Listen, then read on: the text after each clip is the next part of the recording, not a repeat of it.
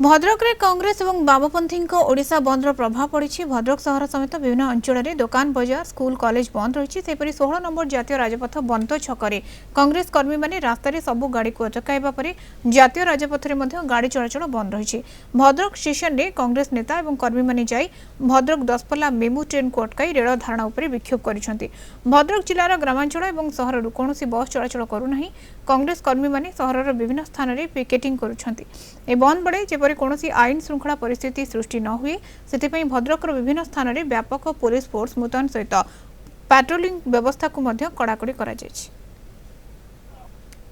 मृत्युवरण कला सरकार जदि ध्यान दे था निश्चय गोटे मूल्यवान जीवन आज बंची जाई पारंता।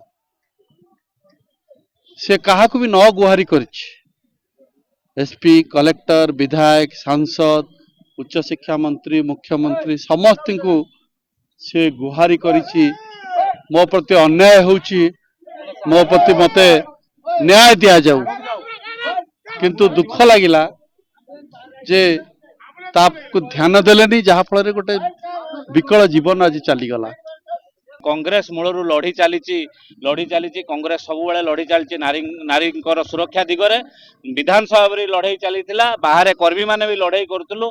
तापर ब्रह्मपुर रे भी गणधर्षण है मुख्यमंत्री जिले भी है। बर्तमान तांकरी दलर एबीपी छात्र संगठन जड़े नारी नेत्री सी भी आत्माहुति देइचंती। आ एबीपी प्रेस मीट आप शुणुवे एबीपी प्रेस मीट करुच्ची जे आपण माने